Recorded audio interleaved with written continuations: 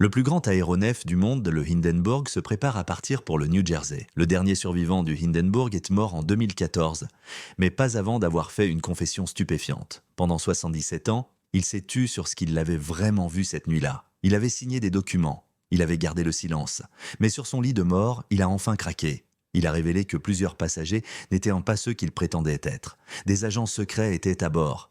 Quelqu'un voulait détruire le navire. Les derniers mots du survivant révèlent un couvre-feu qui remonte jusqu'au plus haut niveau du gouvernement. L'explosion du Hindenburg n'était que le début de quelque chose de beaucoup plus sombre. Tout a commencé par une idée, une nation convaincue que le ciel lui appartenait. L'Allemagne était obsédée par les dirigeables depuis des décennies. En 1936, ces ingénieurs étaient prêts à construire quelque chose de plus grand que tout ce qui avait jamais volé. Sous la direction du docteur Hugo Eckener, le LZ-129 Hindenburg prend lentement forme dans l'immense hangar de Friedrichshafen. Quand il sort enfin, sa taille semble irréelle, 245 mètres de long, près de 804 pieds, et à 41 mètres de diamètre. Rien au monde ne lui arrive à la cheville. À l'intérieur de son squelette, en duralumine, 16 énormes cellules de gaz contenant près de 200 000 milliamperes, plus de 7 millions de pieds cubes de gaz porteur. Le plan initial, remplir ces cellules avec de l'hélium parce que l'hélium ne brûle pas. Mais les États-Unis étaient le seul gros fournisseur d'hélium depuis les années 1920 et ils avaient interdit toute exportation dès 1925. Trop rare, trop stratégique, aucune exception, surtout pas pour l'Allemagne nazie. Alors les constructeurs se tournent vers l'hydrogène. L'hydrogène soulève plus, le navire est plus rapide, mais il porte une ombre. Tout le monde sait à quel point il s'enflamme facilement. Ce choix entra le Hindenburg jusqu'à la fin de sa courte vie.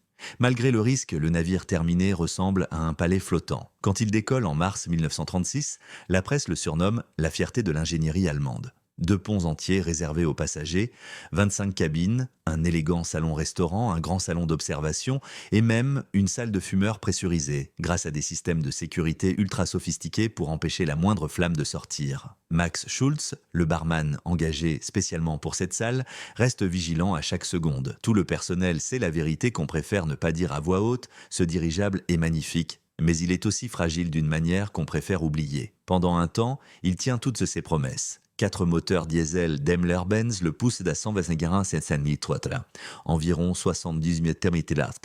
Il traverse l'Atlantique en 2 fois moins de temps que les paquebots les plus rapides. En 1936 seuls, 17 allers-retours, 10 vers les États-Unis, 7 vers le Brésil, 1 million de miles parcourus sans le moindre blessé. Les passagers dégustent des repas fins, admirent la courbe des nuages depuis les longues baies vitrées, commandent des cocktails à Max Schulz comme dans un hôtel de luxe. On l'appelle le dernier mot en vitesse et en confort. C'est le premier appareil à assurer un service régulier de passagers entre l'Europe et les Amériques. Pendant plusieurs mois, le rêve du voyage en dirigeable semble plus fort que jamais. Mais la peur n'a jamais disparu. Eckener avait insisté pour l'hélium, répétant que l'hydrogène portait un risque qu'aucune compétence ne pouvait effacer. Le Helium Control Act américain avait fermé la porte. Certains officiels allemands balayèrent le danger. Le capitaine Ernst Lehmann disait avec fierté que le Hindenburg volait sans problème à l'hydrogène depuis des années. Mais un jour, un partisan américain des dirigeables lui avait glissé « J'espère que l'Allemagne ne regrettera jamais cette confiance ». Ces mots allaient revenir avec un poids terrible. 1937, le Hindenburg se prépare pour une nouvelle saison. Premier vol vers l'Amérique du Nord prévu début mai. Eckener a été écarté pour raisons politiques. Le commandant est désormais Max Pruss. Le capitaine Lehmann, l'un des hommes les plus expérimentés au monde, n'est à bord que comme observateur. Il porte le deuil de son jeune fils récemment décédé. Il monte à bord avec autre chose qui le tourmente. Une lettre anonyme reçue de Milwaukee. Une bombe détruira le navire lors d'un prochain vol. Il n'y croit pas vraiment, mais garde la lettre pliée dans sa poche. À la liste des passagers, 3 officiers de la Luftwaffe voyageant en civil, Major Hans-Hugo Witt, colonel Fritz Erdmann, lieutenant Klaus Hinkelbein officiellement, étudiaient les opérations longue distance en dirigeable. Plus tard, certains diront qu'ils étaient en là pour empêcher un sabotage. Witt le niera lors de l'enquête américaine. Il dira seulement qu'il y avait eu un contrôle des bagages particulièrement poussé avant le départ, déclenché par une autre alerte anonyme. Une fois en l'air, plus personne ne parle de sabotage. Des observateurs militaires avaient déjà pris place sur d'autres vols, rien d'inhabituel. Si quelqu'un de dangereux était à bord, il est resté parfaitement invisible. 3 mai 1937, 19h16. Le Hindenburg quitte Francfort. 36 passagers, plus 61 membres d'équipage et stagiaires. Parmi eux, Werner Franz, 14 ans, mousse de cabine. C'est seulement son deuxième voyage en Amérique. En uniforme impeccable, il apporte le café aux officiers, nettoie, veut prouver qu'il mérite sa place. Obtenu grâce à son frère aîné, qui avait glissé son nom à la bonne personne. 6 mai 1937, l'aube pointe à peine, le Hindenburg longe la côte nord-est des États-Unis à toute vitesse pour rattraper le retard. Prévu à l'arrivée le matin, reporté en fin d'après-midi à cause du mauvais temps. Malgré tout, l'ambiance à bord est légère, excitée. Vers 15 heures, le dirigeable survole New York. Les passagers se pressent aux hublots, un océan de buildings, des voitures minuscules. Werner Franz dira plus tard « Ça ressemblait à un océan de bâtiments. Les gens étaient si petits qu'on les voyait vivants seulement parce qu'ils bougeaient. » À 16 heures, le Hindenburg atteint la base navale de Lakehurst, New Jersey. Mais une ligne d'orage de printemps bloque tout. Le capitaine Pruss décide de ne pas lutter contre les rafales et la pluie. Il fait tourner le navire en large cercle au-dessus de la côte. En bas, le commandant Charles Rosendahl conseille d'attendre. Le géant d'argent dérive au-dessus des stations balnéaires Seaside Heights, Asbury Park. Les gens sur la plage lèvent la tête, ébahis. Vers 18 heures, les orages s'estompent. Pluie arrêtée, vent redescendu à 18-25 nœuds. À 18h22, Lakehurst donne le feu vert. À 19h, Pruss ramène le dirigeable vers le terrain pour un amarrage volant, larguer les câbles depuis 60 mètres pour que l'équipe au sol le tire vers le bas. Manœuvre courante pour les Américains, encore nouvelle pour les Allemands. Dans la nacelle de commande, tout est calme. Pruss ralentit les moteurs. Le second SIP ventile un peu d'hydrogène à l'avant, lâche du lest d'eau pour équilibrer une légère lourdeur à l'arrière. Le navire descend doucement vers 100 km.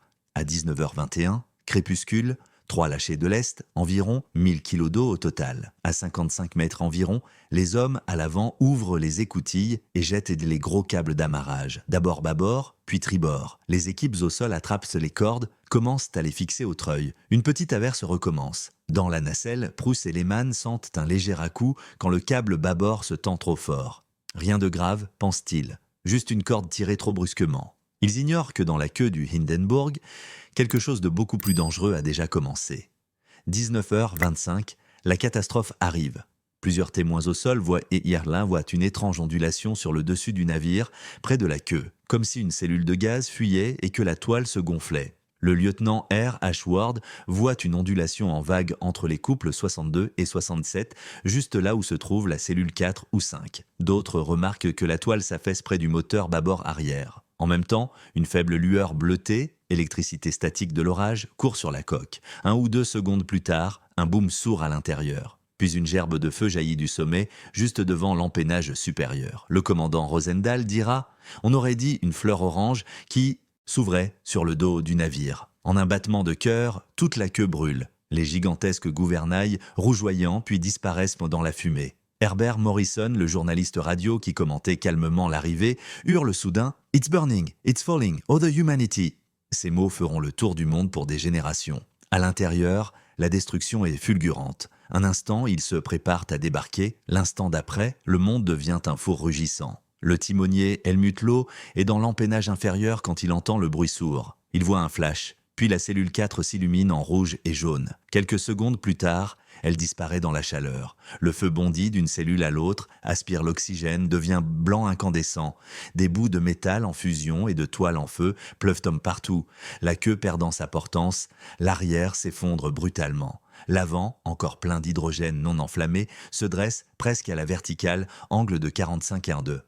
Les gens sont projetés à travers les ponts. Dans la salle à manger du pont A, Margaret Mather est catapultée sur 5-6 mètres contre une cloison. Dans le salon, le Major Witt glisse sur le sol qui s'incline violemment, emporté dans un chaos de chaises et de tables. La fumée et la chaleur envahissent tout. Par une fissure au plafond, il voit le feu rougeoyer au-dessus. Quand la queue s'écrase au sol, des flammes jaillissent de l'avant encore en l'air. 9 hommes d'équipage sont dans la pointe avant, occupés au câble. Quand le feu remonte la coursive, il sort par le nez comme un chalumeau géant. La plupart n'ont aucune chance. Beaucoup meurent sur le coup, certains saudant par les écoutilles et se tuent en tombant. Le gréeur Eric Spale et 2 autres survivent à la première vague, mais brûlés atrocement, ils mourront dans la nuit. La survie dépendait uniquement de l'endroit où l'on se trouvait et de la vitesse à laquelle on pouvait sortir. Ceux près des hublots extérieurs s'en sortent mieux, ceux au centre n'ont presque aucune chance. Le chef steward Heinrich Kubis ouvre les grandes fenêtres du promenoir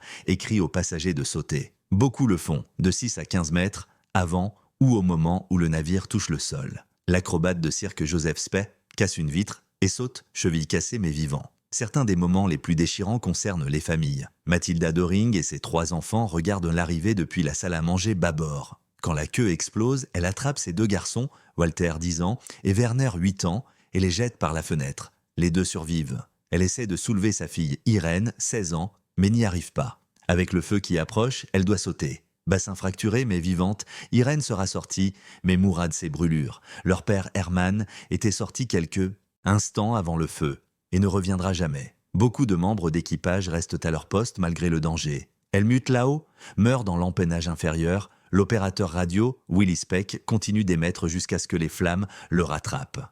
Le gréeur Ludwig Knorr saute à la dernière seconde et survit avec de graves brûlures. Dans les quartiers d'équipage du pont B, Max Schulz, le barman adoré, nettoie probablement encore le salon fumeur. Kubis l'avait vu essuyer le bar quelques minutes plus tôt après avoir servi les derniers du verre. Quand le feu arrive, Schulz est piégé. Il meurt à 60 ans. Son certificat de décès dira simplement « mort dans l'explosion du Zeppelin, brûlure grave ». Quand les flammes retombent enfin sur le terrain de Lakehurst, le monde s'attend à ne voir que des morts. Mais quand la fumée se dissipe, des silhouettes émergent du brasier. Certaines titubent, d'autres marchent, comme revenues d'un autre monde. Sur 97 personnes à bord, 62 survivent. Au sol, un marin américain est tué par la chute d'une pièce. Bilan, 36 morts. Beaucoup de survivants garderont des os brisés et des souvenirs indélébiles. Et pourtant, au milieu de l'horreur, des actes de courage incroyables. Les marins américains, figés un instant par le spectacle, se ressaisissent. Ils courent dans le feu pour arracher les vivants aux flammes. Le maître Frédéric Boule Tobin hurle « Navy men, stand fast !» Ces hommes obéissent, tirent les survivants, tandis que des explosions retentissent autour d'eux. L'histoire la plus incroyable est celle d'un garçon que personne ne pensait revoir vivant, Werner Franz, le mousse de 14 ans. Ce soir-là, sa mission est simple, nettoyer la salle des officiers, ranger la vaisselle, espérer avoir une permission à terre. Quand l'alarme d'atterrissage sonne vers 19h15, il continue son travail. Il essuie les tables, range les assiettes dans le placard, puis il entend un bruit sourd derrière lui. Le sol tremble, c'est le câble bâbord qui touche terre. Les lumières s'éteignent. L'instant d'après, tout le navire se cabre, l'arrière montant brutalement. Toutes les assiettes qu'il venait de ranger explosent hors du placard. Werner sort dans le couloir central. Et là, il se fige. Au bout de la coursive, une boule de feu fonce vers lui. Toute la poupe est en flammes. La chaleur est insoutenable. Il recule en titubant sur la passerelle qui s'incline de plus en plus, s'accroche aux cordes. Ses pieds lui glissent. Il manque de basculer vers le brasier. Il est sûr que c'est la fin. Et là, le destin intervient. Un réservoir de lest fixé au-dessus de lui se détache quand la structure se plie. Des centaines de litres d'eau s'abattent sur lui. Il est trempé de la tête aux pieds. Le choc le réveille. Et surtout, l'eau protège ses vêtements de la chaleur infernale qui arrive. L'historien John Provan dira plus tard « Werner était au seul endroit du navire où un tel miracle pouvait se produire, juste sous un réservoir qui a lâché pile au bon moment. Trempé mais lucide, il se souvient d'un détail crucial. Il y a une petite écoutille de ravitaillement un peu plus loin, côté tribord. Il essaie d'y grimper, mais l'angle est encore trop raide. Il s'accroche à une corde et attend que l'avant redescende un peu. Quand le navire bascule enfin vers l'avant, il bondit, atteint l'écoutille, la défonce d'un coup de pied double. En dessous, le sol à environ 6 mètres. Il saute. Pendant une fraction de seconde, le dirigeable rebondit sur l'arrière, l'avant se soulève à nouveau. Ça lui donne juste le temps de s'éloigner avant que l'ensemble en feu ne s'effondre exactement là où il se serait trouvé. Par instinct, il se souvient de la consigne. Ne jamais courir dans le sens du vent. Les flammes sont poussées dans la direction où il est tombé. Il fait demi-tour et court contre le vent, sous la coque. Quelques secondes plus tard, le reste s'écrase. Il sort de sous l'épave, trempé, couvert de bleu, tremblant. Il vérifie son corps, incrédule, aucune brûlure, aucun os cassé, juste la peau mouillée et le cœur qui cogne. Mouillé mais vivant, ce seront ses premiers mots. Le lendemain, il retourne avec le lieutenant Watson dans la carcasse encore fumante. Il veut une chose, sa montre de poche, cadeau de son grand-père, laissée dans la salle des officiers. Il la retrouve exactement à sa place, noircie mais intacte. Il récupère aussi un petit bout de structure en aluminium comme souvenir. Des années plus tard, il montrera cette montre légèrement tordue aux journalistes. Preuve que son histoire est exactement vraie. On dira souvent que son évasion est la plus improbable de toutes. L'historien Provan dira avec admiration « Werner a survécu sans une égratignure », ce que peu de gens croient en voyant les images. Werner ne se vantera jamais. Il dira toujours que c'était de la chance, de l'entraînement et cette cascade d'eau tombait du ciel. D'autres voix sont sorties de l'enfer, chacune portant un fragment de vérité. Le major Hans Hugo Witt est arraché à l'épave à moitié conscient. Il se souvient d'avoir glissé dans le salon, le plafond rougeoyant au-dessus de lui. Il court vers une fenêtre d'observation, saute de près de 6 mètres. Il ne se souvient pas de la chute. Il se réveille au sol, entouré de flammes. Un câble en feu s'est enroulé autour de son cou. Par hasard, le lieutenant Inkelbin, le même officier qui était près de lui au moment de l'allumage, atterrit à côté et le voit inanimé. Il arrache les câbles brûlants avec l'aide d'un autre homme et tire Witt hors des débris. Witt survit, mais gravement brûlé au visage, à la tête et aux mains. Le 28 mai 1937, encore bandé, il témoigne devant le département du commerce américain, cri soudain de feu, explosion sourde. Inclinaison brutale, porte coincée, chaleur insoutenable. Il a sauté pour sauver sa vie. Comme Werner Franz, il insiste, aucune trace de bombe, aucun sabotage visible. Juste une explosion soudaine et la lutte pour survivre. Il gardera ses brûlures toute sa vie. Il mourra en 1976. Une autre voix a marqué la tragédie d'une façon différente. Celle d'Herbert Morrison, le reporter dont le direct émotionnel passera en boucle. Beaucoup croiront qu'il était diffusé en direct, mais non, c'était le lendemain. Quand il hurle « Oh the humanity », il croit que tout le monde est mort. Quand il apprend que la majorité a survécu, il dira qu'il espère que ces mots n'ont pas fait paraître les choses pires qu'elles n'étaient. Le capitaine Ernst Lehmann, grièvement brûlé, est assis calmement dans l'infirmerie de Lakehurst. Le journaliste Leonard Adelt s'approche et demande « Qu'est-ce qui s'est passé ?» Lehmann, à peine capable de lever la tête, murmure un seul mot « Blitzschlag », coup de foudre. Cette nuit-là, son état empire. Ses brûlures semblent moins graves que celles de Prusse, mais les gaz chauds ont brûlé ses poumons. Le matin du 7 mai, le commandant Rosendahl lui rend visite. Lehmann est lucide, presque serein, plus inquiet pour l'avenir des dirigeables que pour lui-même. Il passe en revue toutes les hypothèses possibles avec Rosendahl, aucune ne tient. Il pleure le navire qu'il a tant aimé, puis, avec une clarté totale, il fait sa dernière recommandation. Le prochain navire doit avoir de l'hélium. Un revirement brutal, un aveu sombre que ceux qui l'avaient autrefois ignoré avaient raison. À la toute fin, Lehmann regarde Rosendahl dans les yeux et dit calmement « Ça ne peut avoir été qu'une machine infernale ». Dans ces dernières heures, il est convaincu qu'il n'y a qu'une bombe qui pouvait causer une telle destruction. Et c'est ainsi que s'achève la première partie de l'histoire. Mais le mystère, lui, ne fait que commencer.